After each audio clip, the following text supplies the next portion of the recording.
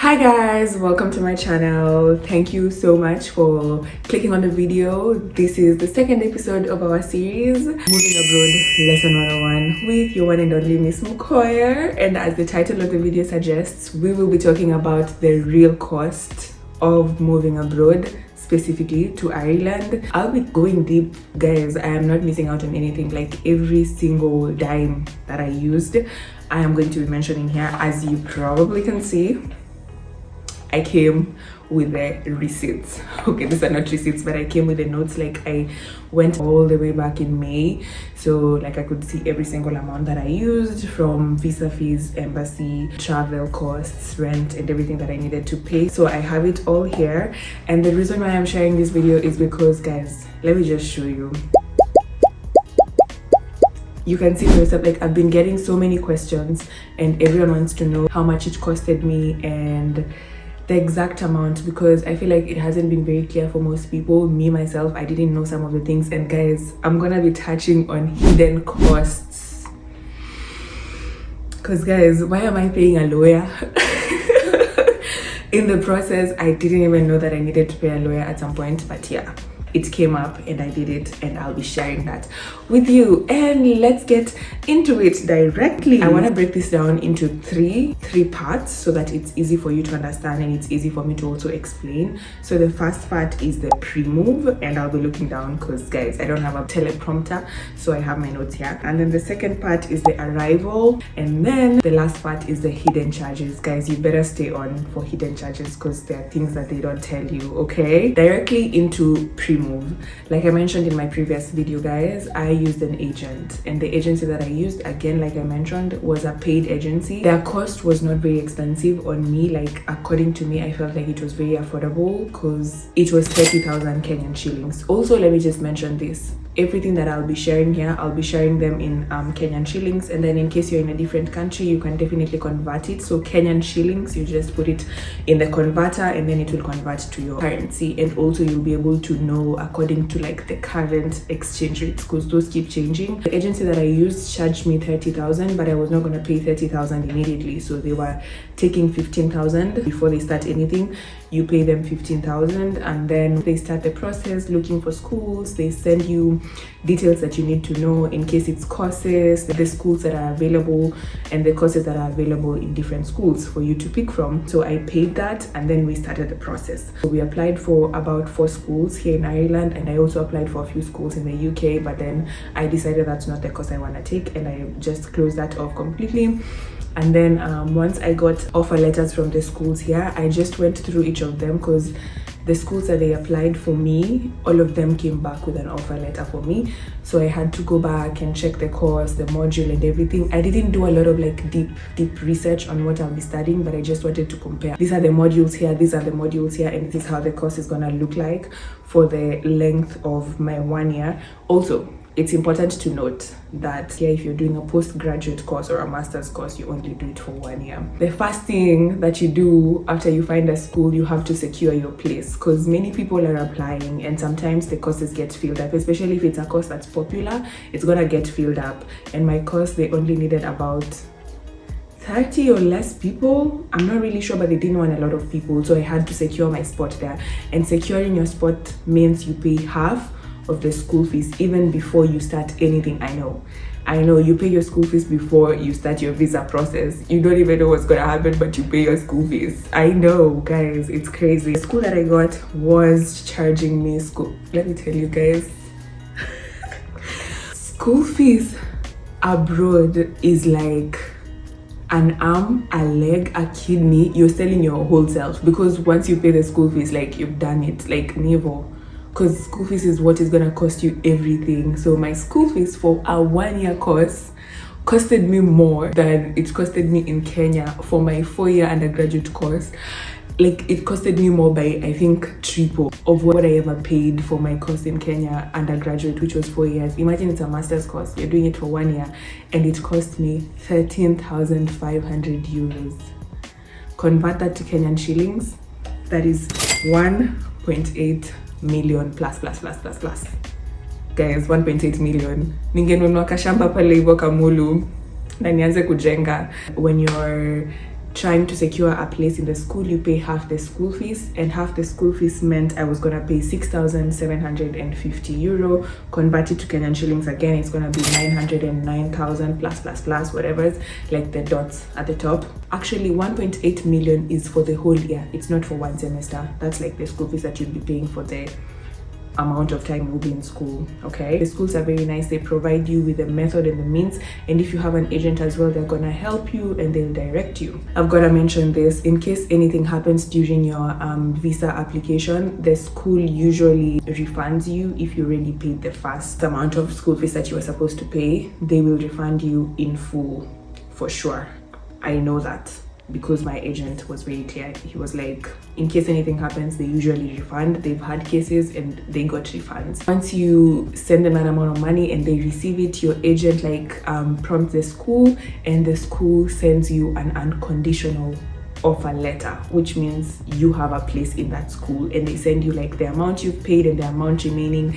And that document, let me tell you guys, that document is so important because it's like a push, you know, for the embassy to see that you're very serious and you've paid your school fees and you're ready to go to school and all of that. Okay guys, let's move on to the third thing, the English test. Guys, Ireland is so serious about the English test. It's not even the school that's asking you to do the English test. I know some countries it's a school. For Ireland, it's the embassy that asks you to do an English test. So it's compulsory for everyone who's coming to study in Ireland to do an English test. Well, at least that's for Kenya. And an English test in Kenya, which is IELTS, the one that I did, there are different types, but I did IELTS. I was charged 38,000 Kenyan shillings. I know guys, that's like an absurd amount of money considering you study in English all your life in Kenya. It just baffles me so much. It's like, we know a lot of English, why am I having to do an English test again, you know? Anyway, according to how the exchange rates are looking, if the exchange rate goes up, it's gonna go up as well. If it goes down, it goes down. Because I remember last year, but one, so in 2023, remember I mentioned I wanted to go to the UK and I did my English test. I think I paid 35,000, but then last year when I was applying to come to Ireland, I paid 38,000. So you can see like it keeps changing, and the more you wait, the more it continues to increase. I know it's gonna get to a point where it's gonna get to 50,000. I know that for sure, because they're not reducing the amount. It's gonna go up. And then the next thing that I paid for, guys, is medical insurance. When you're coming to Ireland, they do not ask you to do a medical test, because I know for the UK, they tell you to do a TB test, but for Ireland, they don't need a TB test, but you need to have a medical insurance, like that's compulsory. And the school does not cover that. The school fees that you paid, yes, the 13,500 euro, the 1.8 million school fees that you're gonna be paying for does not cover for your medical insurance in this country. Yeah. So you have to pay the insurance on a side, and the insurance is also not like kidogo money, it's a lot of money as well. So for insurance, I paid 35,000, and for all these things, guys, that I'm mentioning here, you pay directly to the company. Let me tell you guys, do not let anyone deceive you that you're paying to them so that they can pay for you. No. All these companies have their bank accounts, all these companies have their websites and everything. These things, even my agent was very clear. He told me there are things that you have to do. If it involves money, you will do it yourself, so that, you know, like, you have to protect yourself and your money. Because if you pay someone and then someone is saying they'll pay for you, why are you doing that when you can just go into your laptop and be like, pay, prompt you on your M-Pesa or on your debit card, and then that's it. Please do not be deceived. Like, it's a normal scam where people will lie to you that, you know, you have to pay through this one and this person. No, everything you can do it online. So like I mentioned, for medical insurance, I paid a proper 35,000 Kenyan shillings. Yep. I mean, guys, the money was just here, it's coming from left, right, and center. Guys, it wasn't easy. It was 6 months. That's why you need a good 6 months just to be able to spread it out, because paying all this in one go, and guys, I'm gonna be very honest, I don't come from a rich family. We don't have like loads of money in our banks. No, like I mentioned in my previous video, I had told myself I have to go back to Nakuru and sit at home and save money so that I'm able to also help with the process, because although my parents were paying most of it for me, I also needed to be able to pay for the small charges here and there without needing to ask them, because sometimes the agent tells you need to pay for this now, the hidden costs, and you're like, now I call my mom for 10,000 again, and we just paid 900,000 for school fees. You see, so like even you having your own money is gonna be very helpful in the long run. If you're doing on your own, grace, favor, peace, calmness, I pray upon you, because it's not an easy journey. That's why you need to spread it out as much as you can. Don't start the process 3 months to you're gonna go to the pits of anxiety. You'll keep thinking about the amount of money that you're using. The other most important thing is the statement. This is not money that you're going to be using. This is money that the embassy will need to see before they can even start your like looking and considering your visa. So for Ireland, they needed you to have a total of 2.5 million Kenyan shillings in your account. That is the closing balance. That statement should be for 6 months. And it doesn't mean that for the 6 months you have to have the 2.5 million every single day. No. The closing balance, that is the date when you take out the statement, the closing balance on that day should be 2.5 million. I know I did a lot of research, guys. That's why I know UK and stuff like that. And also my brother is in the UK, so I also saw his process. For the UK, it is 4 million or 4.5 million? I think it's 4.5 million. You need to have 4.5 million in your statement for 28 days consecutively. Like that money shouldn't go below. UK laws are a bit less demanding, but Ireland, when you consider it a little bit more, it can be a bit cheaper. The laws of getting the visa are a bit harder, and like what they want, they're a bit more harsh with their things, but it's a bit cheaper when you consider it. That is also after you pay half the school fees, okay? They don't care about that you paid school fees, so it's gonna reduce. No, 2.5 million after you've paid half the school fees. Now you can take it as it is. The next thing was flight. Of course, once I got my visa approved, after I took it there and they approved it, the next thing was thinking about, okay, how am I going to get there? And I used Qatari, guys, because I don't know, I've used Emirates and I wanted to experience something new. So I just checked with Qatari and I saw that they had a lot of deals. Let me tell you guys, end of August to beginning of September is when so many immigrants are moving abroad. Do you know why? Because September is the official start of year for most universities and campuses around the world. So you can imagine everyone is traveling. Flights are fully booked. I'm not even joking. When you're applying to get like your ticket, when you're booking your ticket, the airlines that you're using, please check. Most of them usually have student deals. Do not be deceived, guys. Do not use a lot of money when you can save some moolah, because once you get to this country, you'll realize that, oh, I actually do need all the money that I can get. So when you're trying to book your ticket, go to the app, download the app. First of all, go on Skyscanner.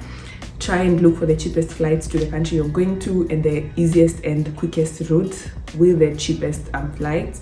Once you find and you see, because it's going to list down the airlines for you, download the specific airline apps that you might be wanting to use or you might be considering. So me, I knew I wanted to try Qatari because I wanted to go to the airport in Doha. If you're on TikTok, you've probably seen my Doha experience. If you're also on Instagram, if you haven't followed me on Instagram, please, this is my page. Can you do something? I have very good content. Anyway, yeah.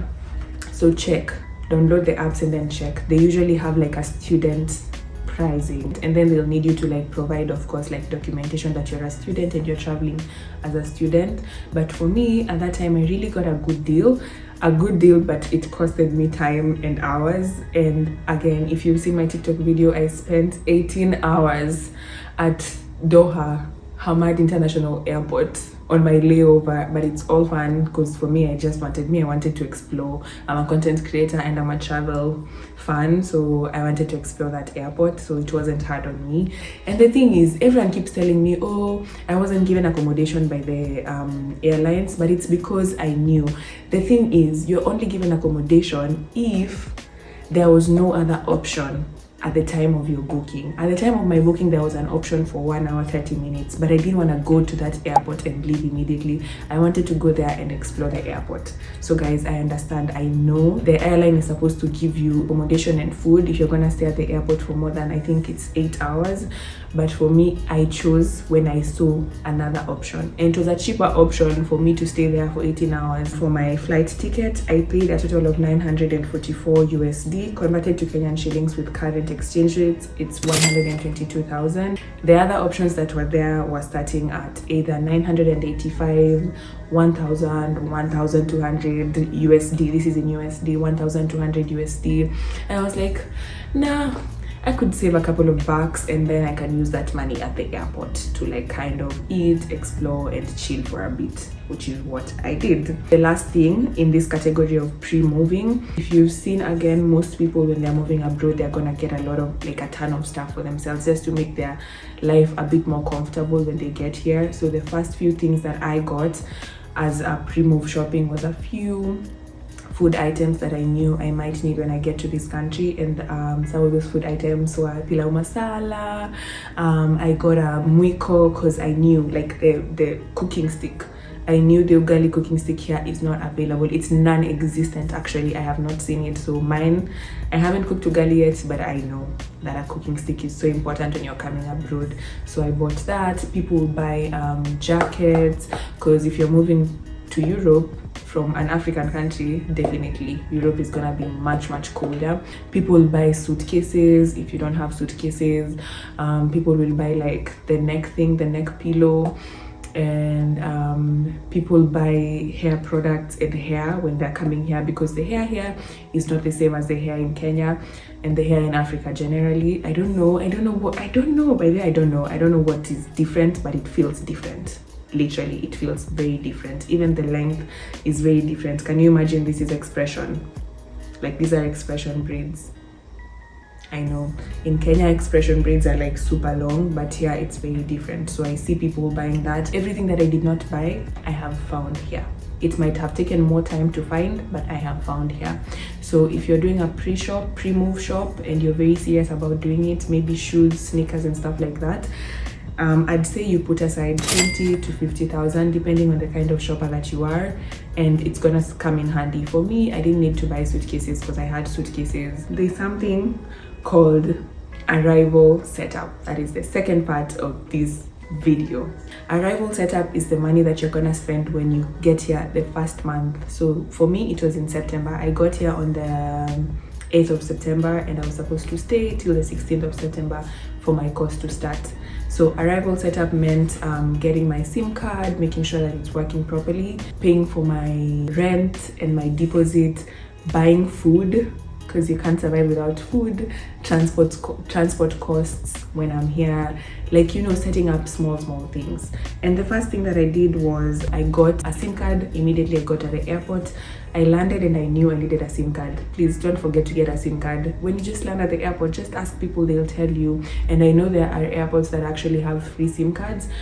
Ireland, not one of them. Maybe it's me who didn't see, but I didn't find free SIM cards. I paid 20 euro to get a SIM card. 20 euro is about 3,000 Kenyan shillings. That's what I paid to get my SIM card. And when you buy for 20 euro, it comes preloaded. So it has internet, which is unlimited, and then it has minutes and text. So when you put it on your phone, you're able to use it. Because if you start using your Kenyan or line, whatever, from the country that you're coming from, it's gonna be really expensive because you're using roaming. The roaming option is usually so expensive. But do not throw away your SIM card, guys. Don't throw away your SIM card once you find your SIM card here. The SIM card that you use at home is gonna come in handy, and I'll tell you more about that in another separate video. Okay guys, second thing, I got here and I did not mention this. I should have mentioned this earlier, but when I got here, guys, I did not book accommodation. I did not have like permanent accommodation when I was getting here. Our school was very clear.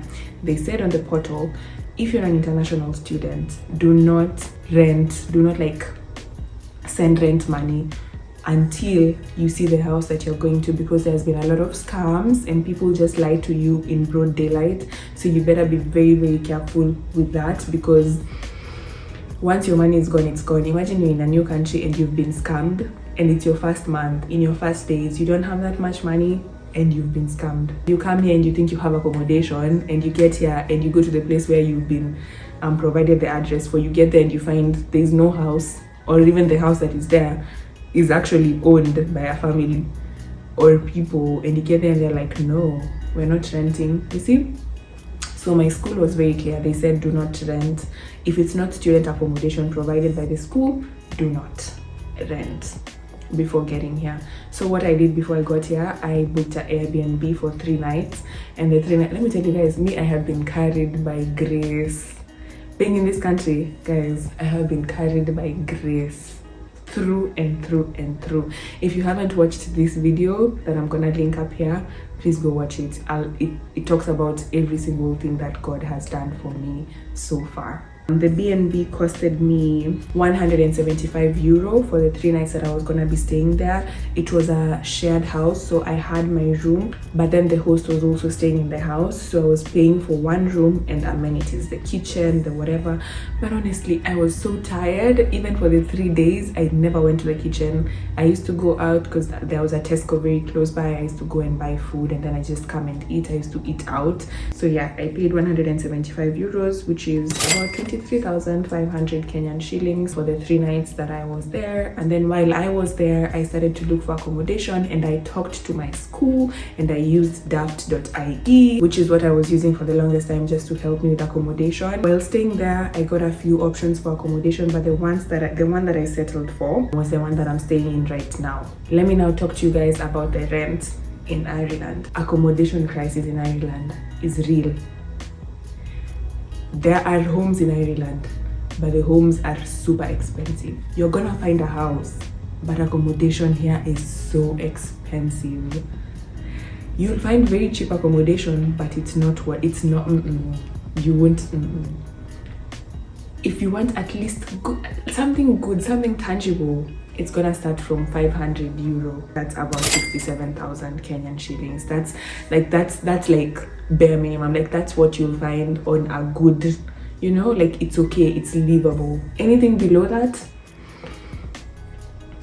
it's not gonna be the best, okay? The rent usually ranges from 500 to 1,200 for people who are looking for single units or studio apartments or shared accommodation, which is something that you should understand. When you're moving to Ireland, the probability is you're gonna be sharing a house with people. You're not going to be staying in your small studio apartment like you're used to in Kenya if you're staying alone, or it's gonna be like you're staying with a family of people that you don't know. You get it? So you have housemates and everyone has their room, or even you're sharing a room with your housemates or your roommate, okay? Depending on how much you're paying and depending on where you're renting. Before you pay the 500, you pay a deposit, and deposit is usually double the rent. So deposit for me was 1,000 euros. That's about 130,000. Guys, you pay a deposit of 130,000, and then now you pay the rent. So that's what is gonna cost, like 180,000 for you to start life officially here. You have a house, and that's rent for a month. But then again, guys, I have to mention, rent here is paid bi-weekly. Most people pay their rent every 2 weeks. You don't pay your rent every month. There are people who still pay by month, but you pay your rent every 2 weeks. Even some people pay their rent every week. It depends with the agreements that you have with your landlord. The good thing about being here is once you get a house, the house is gonna come with a bed, a mattress, even bedding, but it's nice to have yours, maybe a pair of sheets and everything like that. So even internet is paid for. So once you pay rent, that's it. The house has everything you need, okay? The only thing that you'll need to buy is now groceries. And for groceries, honestly, if you carried a few things from home, you're just gonna need a few more things from here. And I'd say maybe a budget of 5,000, not anything less than that, but it's not gonna cost you so much more than that unless you want to buy, a lot of like premium stuff. When you're just starting out here, it's nice to start small, and then as you get money here, you can start exploring, because that's what I've been doing. When I came here the first time, guys, I was so broke. I had used all my money. Guys, I had used all my money on different things. Sijui lawyer, sijui what. The money that was in my account at that time, it was money for surviving, because I knew I needed to survive. I do not like calling my parents and telling them, oh my god, I need money. No, Girl, once you start working, you start to become independent. Your parents are like the last option. You don't want to call them for money because now you're a grown girl. You're like, oh my god, I'm the one who should be sending them money and not vice versa. And then now finally, guys, let us move on to hidden expenses. This was now the bane of my existence. There are not so many, but like they're the things that actually make you scream when you hear them, because you're not expecting, you're not even thinking about them, and then boom, your agent is like, you need to pay this, you need to pay for that, you need to pay this. Okay, number one, a lawyer. If you're coming to Ireland, guys, all your documents need to be stamped by a lawyer. It is a requirement by the embassy, not even by the school, by the embassy, which means everyone is required to have their documents zote stamped by a lawyer to certify that they are true and they are real. And this is not the original, these are the copies. So every copy that you make, consider you're making copies of like, do you know how many documents, they are being stamped by the lawyer. And the amount that I paid for my lawyer was 3,500. But guys, people have paid crazy money for that. Ask people, how much did you pay? Do you know a lawyer that I could use? Because my agent also had a lawyer that they use, but I found one close to home, one that's like a friend with my parents. And I just went to them and they charged me 3,500 and they stamped all my documents. That was the first hidden charge. I hadn't thought about it. The second one, please, it's both when you get here and even in Kenya.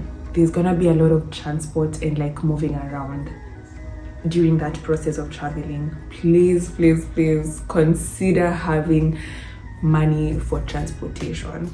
When you get here, taxis are super expensive. Honestly, to me, taxis are very expensive here. It's not the affordable 200 bob, 300 bob that you might pay in Kenya. Taxis here are very expensive. So like, for example, when I got here, the taxi that I got from the airport to where I was staying, the Airbnb, guys, I paid 47 euros. That's 6,350. That's a lot of money. That's not kidogo money. That's money that would get you, I don't know, groceries or something, but that was just taxi fee. And you can't get the bus. You can't get the bus, but you can imagine you have 3 suitcases and you're getting the bus. It doesn't even make sense. It doesn't. So you end up getting a taxi. Just have some small budget for that, being aware that you're gonna use a lot of money on taxis and transportation before you get like used to the transport system in the country that you're going to. Number 3, which is still the freaking bane of my existence, currency exchange rates. You see how I'm exchanging, like I'm telling you I paid $900 or 150 euros and then I'm changing it to Kenyan shillings. That is the exchange rate online, like the one that's like standard for everyone. But guys, the exchange rate for a bank or like for, I don't know, Western Union or for whatever, it's different because they need to make profit themselves. So if you're buying or you're selling your money to get the euro, or your when you're selling your Kenyan shillings to get euros, they're gonna charge you more than whatever you've exchanged.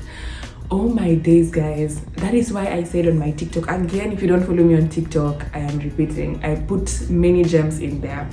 If you don't have enough money or a lot of money in your account, in your Kenyan account, take it all off. Toa yote, imagine remove, carry it as cash, because when you get here, every single time you put in your card to pay something, it's gonna charge you an exchange rate. Guys, I'm telling you, I'm not even joking, because for example, 50 euro is gonna be 50 euro. When you withdraw it from your Kenyan card, it's gonna be about 8,350 euro. That is crazy work. That is, can you like that? Do you understand? 50 euro is 8,000, about 8,300 thereabout. But when you check on the normal like converter, it's gonna become like 6,000, which means you're paying the bank about 2,500 Kenyan shillings in exchange. So you can imagine, with the amount going up So for example, like when I was paying rent, I was paying 1,000 euros plus 500, that's 1,500. You can imagine me withdrawing 1,500 euros, how much it cost me. It costs you more than 20,000, just the exchange rate. It doesn't make sense, and 20,000 is a lot of money that you could use here. So honestly guys, exchange rates will give you slaps left, right and center. If you can create a euro account while in Kenya, do it as early as possible. I'm not even joking, because me, I was supposed to create a euro account, but I dilly-dallied, and then I couldn't create it because it was last minute and they needed to approve, and to approve I needed to be there, and I couldn't be there because my flight was the same day. I couldn't make a euro account. If you can withdraw all your money, if you don't have millions, just take out your money and exchange them to euros. Euros will reduce 100,000 euros, will reduce it to 1,000 euros. Even pesa kidogo, like that's little money. Just put it in your purse, and when you get here, open an account. It's very easy to open an account here. Open an account and put it in your account, and you're safe. But leaving your money there, unless you're still having clients, because I still have clients from Kenya who have to pay me on my Kenyan account. If you don't need all of that, just carry your money in cash. That's what I'm gonna tell you. Finally, of course, is the visa fee, which I haven't mentioned. The visa fee for me was at that time 13,800 Kenyan shillings. Again, with the exchange rate that's at the moment, that's how much it's gonna cost you. It goes higher, sometimes lower, not very low, but that's how it keeps like moving, it keeps shifting. So my visa fee, once I did everything and I went to the embassy to present my documents, I paid 13,800 Kenyan shillings. Guys, I have mentioned everything, like there's nothing that I have left behind. If there is, I'll probably put it in the description box, but that is everything that I spent to the T. I haven't like exaggerated any amount. Actually, I think I might have made it lower for some amounts, but I haven't exaggerated. That's the amount. I know it's very expensive, but you have to think of like, if it's something that you've always wanted to do, it's a good way to invest. Because when you come here, and I'll mention this, if you get into these parts, then you're the real OG. If you come here, and I'm gonna tell you this in confidence, you will make the money very quickly and very easily. 1 million here, to make 1 million here, it will take you 3 months or less. 1 million like this, 3 months or less, and you have a meal. If you're working hard enough, you will get that money back within no time. Okay, and the experience here, it's mind-opening. So even the amount that I used for the process to come here does not bother me at all. Anyway guys, that is all that I had for you guys for this video. I know it has been a long conversation, but it's because I really wanted to share that and be able to enlighten anyone that might want to know this. I don't want to do the total because I don't want to faint. You can do the total and see whether this is an option that's viable for you. I hope you enjoyed the video. I hope it was helpful to you and informative enough, and I'll see you on the next episode of Moving Abroad Lesson 101 with Miss Mukoya. Bye guys.